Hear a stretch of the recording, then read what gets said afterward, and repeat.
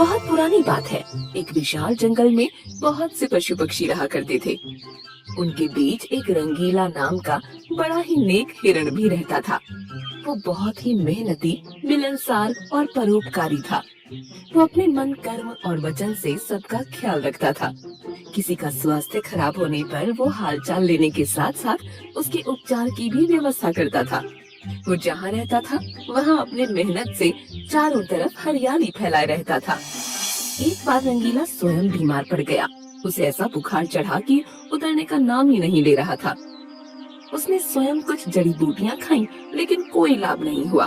उसकी बीमारी की खबर जंगल में फैल चुकी थी, लेकिन उसे देखने के लिए कोई नहीं आया।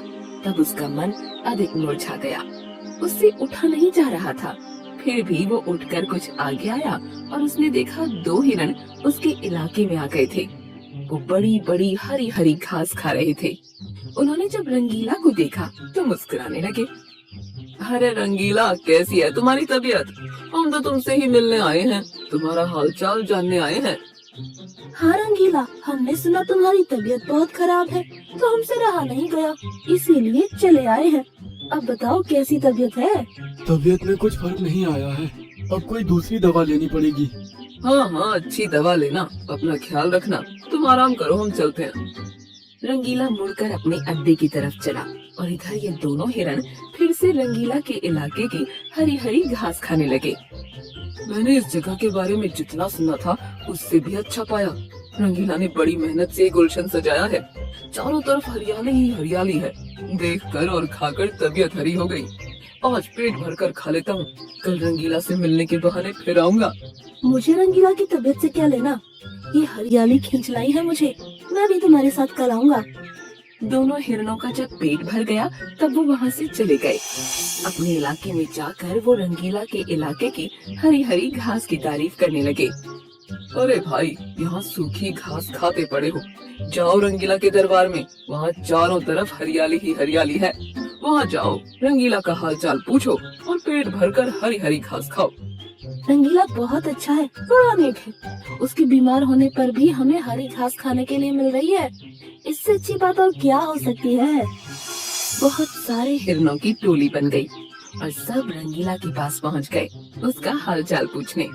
पहले तो रंगीला को इस बात की बड़ी खुशी हुई कि कितने सारे लोग उसका हालचाल जानने के लिए आ गए। उसके बाद का नजारा देखकर उसका सर ही चकरा गया। सारे हिरण उसके इलाके की घास खाने में जुट गए थे। कुछ हिरण फल भी खा रहे थे। उनके पास सर उठाकर इधर उधर देखने की भी फुर्सत नहीं थी। रंगीला बेचारा मन ही मन सोचने लगा कि ये लोग मेरे पास 2 घड़ी भी नहीं रुके और घास खाने के लिए जुट गए। अब यही हाल रहा तो मेरे इलाके की सारी घास साफ हो जाएगी। मेरे खाने के लिए भी कुछ भी शेष नहीं बचेगा। कुछ देर बाद रंगीला का एक मित्र मोनू भालू आ गया। उसे आने में देर हो गई थी। माफ करना दोस्त, मैं तुम्हारे लिए औषधि की तलाश में गया था और मुझे बहुत दूर जाना पड़ा। औषधि तो मिल गई, लेकिन आने में देर हो गई। इसे तुम खा लो और जल्दी से ठीक हो जाओ। रंगीला ने औषधि खाई और उसे कुछ समय के बाद आराम मिलने लगा।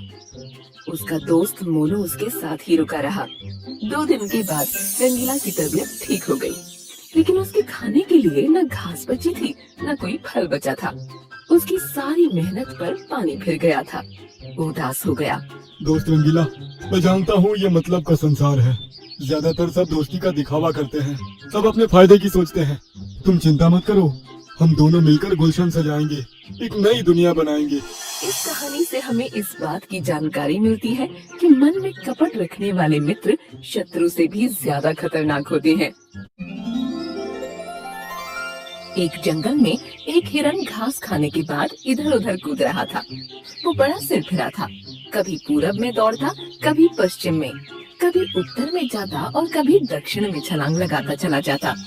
उसे एक खरगोश ने देखा और समझाया। हिरण भैया, जरा संभल कर कूदो, जंगल का इलाका है, कुछ भी हो सकता है। खरगोश भैया, अपनी तो चाल निराली है, अपनी छलांग मतवाली है। इस जंगल का चप्पा चप्पा मेरे कदमों की आहट पहचानता है। तुम समझे कि नहीं समझे? मुझे लगता है तुम ज्यादा ही समझदार हो। तुम्हें अब समझाना मेरी ना समझी होगी। इतना कहकर खरगोश वहाँ से खिसक गया और हिरण महाराज की उछल कूद जारी ही रही। वो एक बार जोर से दौड़ा और दौड़ता ही चला गया। अचानक सामने पत्तियों के ढेर के पीछे एक गड्ढा आ गया। वो रुकते रुकते फिसल गया और गड्ढे में गिर गया। गड्ढा बड़ा था, इसलिए हिरण ज्यादा डर गया। वो बाहर आने के लिए कूदने लगा, लेकिन आ नहीं पाया। उसके बाद उसने मदद के लिए गुहार लगाना शुरू कर दिया। बचाओ, बचाओ, मैं गड्ढे में गिर गया हूँ, निकल नहीं पा रहा हूँ, निकाल लो भाई, इस गरीब की पुकार सुन लो। उस गड्ढे से कुछ दूरी पर एक बंदर आ रहा था। उसके कानों में आवाज पड़ी तो वो चारों तरफ देखने लगा। उसकी समझ में नहीं आ रहा था कि आवाज आ कहाँ से रही है। चारों तरफ तो कोई दिखाई नहीं दे रहा, फिर ये आवाज कहाँ से आ रही है? कहीं कोई भूत तो नहीं? अरे मैं भूत नहीं हूँ, मुझे बचा लो, बड़ा उपकार होगा। अरे भाई तुम दिखाई क्यों नहीं पड़ रहे हो? क्या आकाशवाणी से बोल रहे हो? अरे मैं गड्ढे के अंदर हूँ, तुम्हें कैसे दिखाई दूंगा? गड्ढे के पास में आओ, मेरी मदद करो। बंदर को पास में पत्तियों के पास एक गड्ढा दिखाई पड़ा। वो धीरे धीरे पास में पहुंच गया। अंदर देखा तो हिरन महाराज मदद की विनती कर रहे थे। अरे हिरन भाई, तुम गड्ढे के अंदर कैसे पहुंच गए? भैया नासमझी के कारण बहुत बड़ा धोखा खा गया। अब तो मैं अंदर हूँ, सही ढंग से बता नहीं सकता। खरगोश ने समझाया था, मैं नहीं समझ पाया था और गोता खा गया। मैं तो तुम्हें निकाल नहीं पाऊंगा। अगर कोशिश करूंगा तो खुद ही गिर जाऊंगा। अब तो तुम्हें हिम्मत दिखानी होगी, ऊंची छलांग लगानी होगी। बहुत सारे जानवर वहाँ इकट्ठा हो गए। हर कोई नई नई तरकीब सोच रहा था। खरगोश ने एक तरीका निकाला। हिरन भाई, हम लोग तो तुम्हें निकाल नहीं पाएंगे।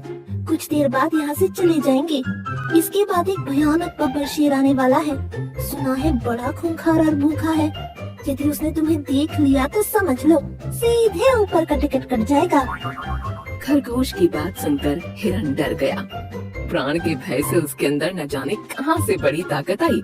उसने सांस खींचकर एक ऊंची छलांग लगाई और गड्ढे से बाहर आ गया। बाहर आकर वो अपने पराक्रम पर इतराने लगा। ये पैंतरा मेरा पुराना है, कभी कभी आजमाता हूँ और लंबी छलांग लगाता हूँ। वो सबके सामने अपनी बड़ाई हाँक रहा था। उसी समय सियार ने प्रश्न किया। अरे हिरन भाई, तुम्हारी नजर तो बड़ी तेज है, इतना बड़ा गड्ढा तुम्हें दिखाई नहीं दिया? क्या गड्ढे ने तुम्हें अंदर खींच लिया? अम्मा यार सच सच बताओ, तुम गिरे कैसे? सियार के प्रश्न पर हिरन खुश हो गया। सियार भाई, तुमने अच्छा प्रश्न किया है, मेरा दिल जीत लिया है। अब मैं सही जगह पर आ गया हूँ, इसलिए इसका उत्तर बताने में मुझे अधिक आसानी होगी। सभी लोग एक तरफ खड़े हो जाओ, मैं बताता हूँ कि मैं गिरा कैसे। हाँ। हिरन पीछे आया और जोर से दौड़ते हुए उसी गड्ढे में कूद गया। इसी तरह मैं गड्ढे में गिर गया था। उसकी इस हरकत से सभी हैरान रह गए। अरे भोंदू, तुमने ये क्या कर दिया? अपने आप को फिर से गिरा लिया। खरगोश भाई, तुम नहीं समझोगे, ये अपना अंदाज है। अभी फिर से छलांग लगाऊंगा और बाहर निकल आऊंगा। ये कहकर हिरन ने ऊंची छलांग लगाई, लेकिन बाहर नहीं निकल पाया। 2-3 बार उसने कोशिश की, लेकिन सफल नहीं हुआ। ये हिरन दिमाग से पैदल है, भला कोई गड्ढे में फिर से गिरने का प्रयोग करता है। बार बच गया, फिर अपनी ही मूर्खता से फंस गया। अब तो लगता है यह गड्ढे में ही रह जाएगा। नहीं नहीं, मैं गड्ढे में रहा तो शेर मुझे खा जाएगा। मुझे बचा लो यारो। बड़ी देर तक तमाशा चलता रहा। हिरन कूद कूद कर फिर से गड्ढे में फिसलता रहा।